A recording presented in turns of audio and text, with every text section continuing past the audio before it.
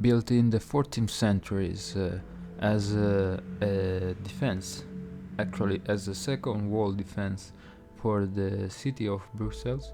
Today we are going to visit the Halle Gate.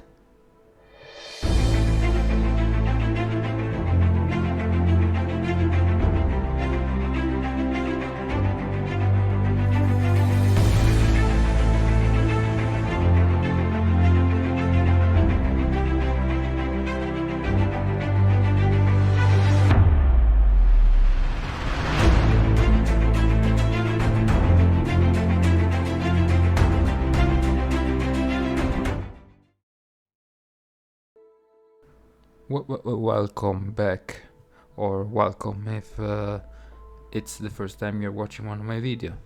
So today we are going to visit the Halle Gate in Brussels. If you don't know, Brussels is the capital of Belgium, and yes, we will get to talk a little bit about Belgium in the beginning. So I don't wanna waste any more of your time. Let's get tuned and let's start this video. So Belgium, or officially the Kingdom of Belgium, is a sovereign state of the Western Europe. It is bordered by Netherlands, Germany, Luxembourg, and France, and also the North Sea.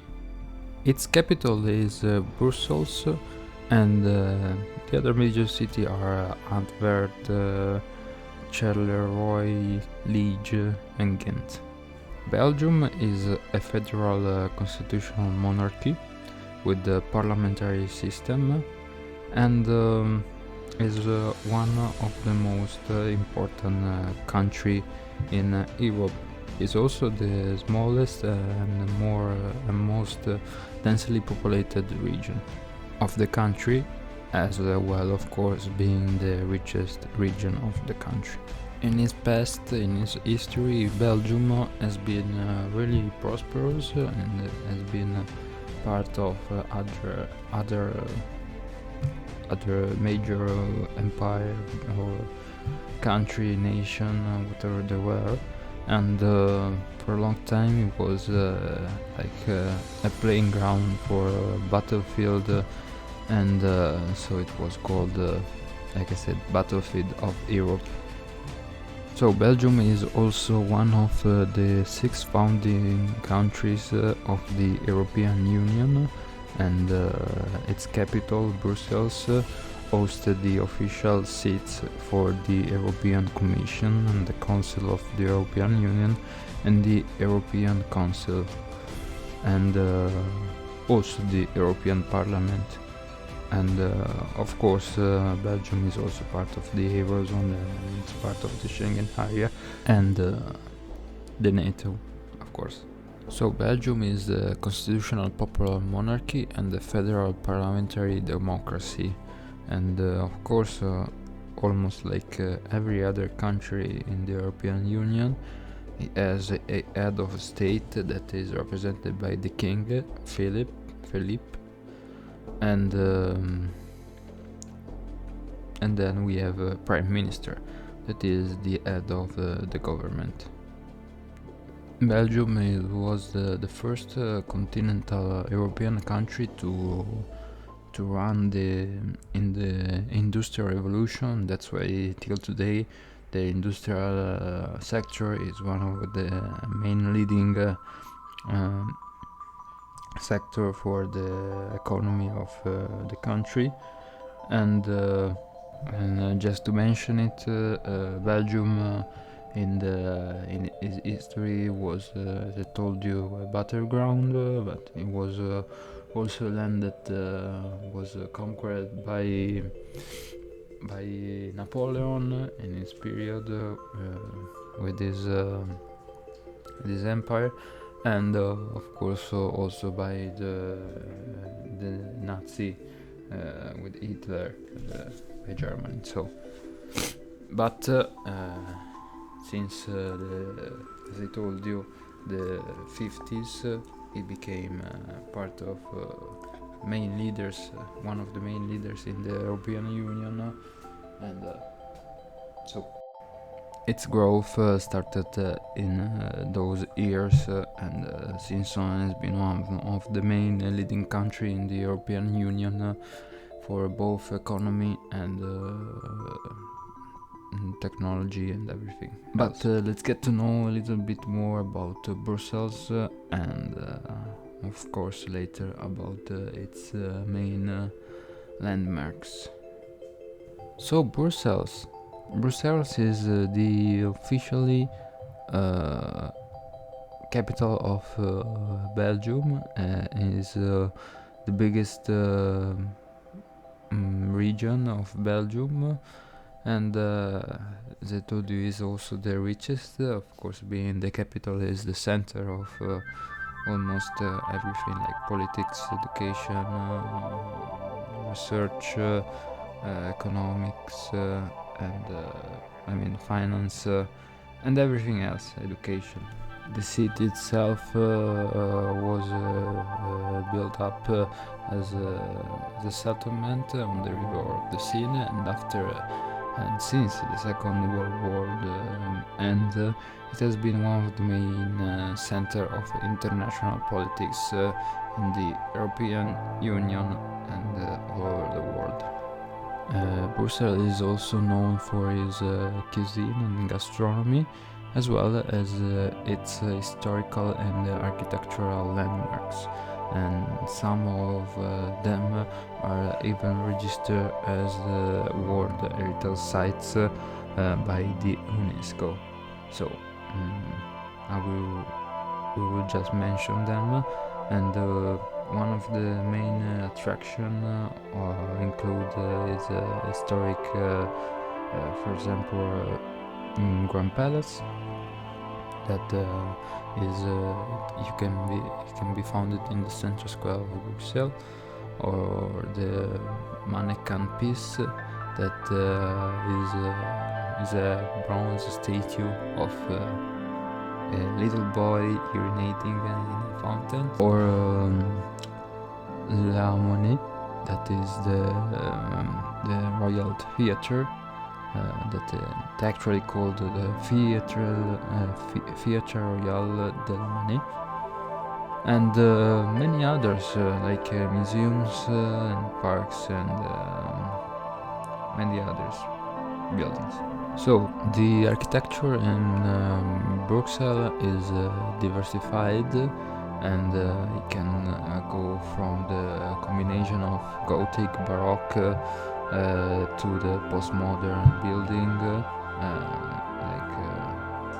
using functionalism, but also being a little bit abstract as a painting. So there are a few buildings that are still preserved, even if they are coming from the Middle Age, and there are even some that are more modern, like for example the Art Nouveau inspired buildings, like St. Cyr's House, or the Stocklet Palace. I don't know if that is pronounced well, and many others, like the Hotel Tassel, or the Old England department store, and others really. The city of Brussels is holding more than 80 museums, and the Royal Museums of Fine Arts are a group of art museums in Brussels, as an extensive collection of various painters, and also the world's largest collection of work on the surrealistic. But so let's get to see a little bit of Brussels in general, and then let's get to see what we are all here to see: the Halle Gate. So the Halle Gate, what is that? It is a medieval fortified city gate, and the last vestige of the second walls of Brussels, and right now is museums, and is part of the Royal Museums of Art and History. Built in the 14th century, exactly in the 1381, the city gate, the Halle Gate, is part of the second set of the defensive wall of that enclose Brussels, and the gate was renamed after the city of Halle, now located in Flemish Brabant. That is like a district of Brussels, a province, to be more correct. Of course, originally it was built for defense, to protect the city, but today it lost its military function, and it is used as a museum. So when the city get to know a little bit of peace period,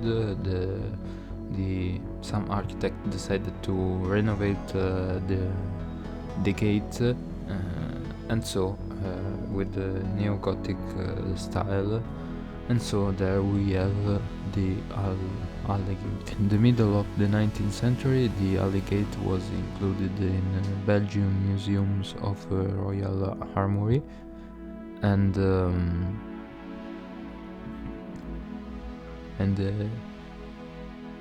the Halle Gate had become too small to house most of the collection today. Not today, but already in the end of the 19th century. So the majority of it was relocated somewhere else in some other museums. But the gate continued to display armor and weapons, of course. Today, the building is in a dangerous state, and it was closed many years ago already, and so renovation started again.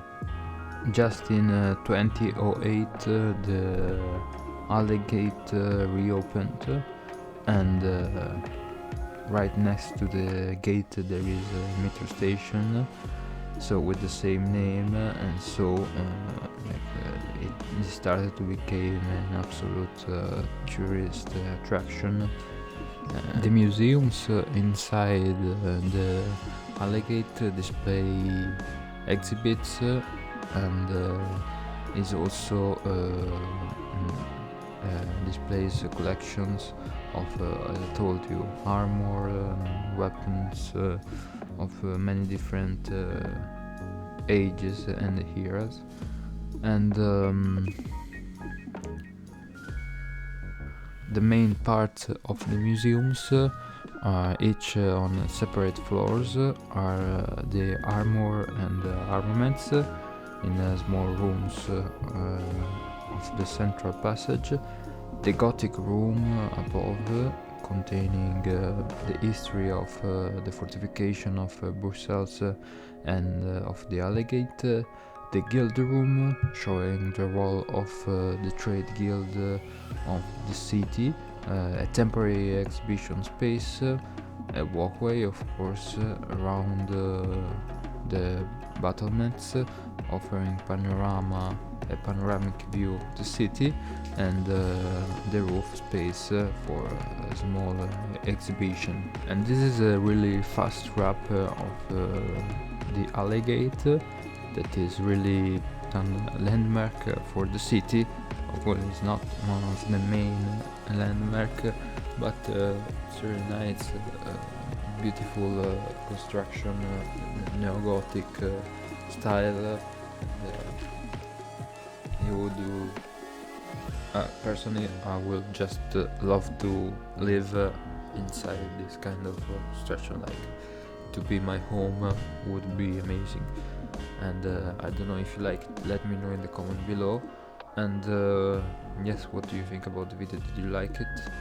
put a like, subscribe if you are a fan of my work, and if you don't want to miss the next video, don't forget to hit the bell notification button. And so let me know, because this is a fortified gate. It was built for the defense, so it was for protection. I don't know if you need today a protection. I don't believe you need some kind of gate or walls, but and you don't need to build it. What you can build that is going to protect you, and it's going to make your life better and your dear's life better. It's a better world. So again, let's make a better world together, or together a better world.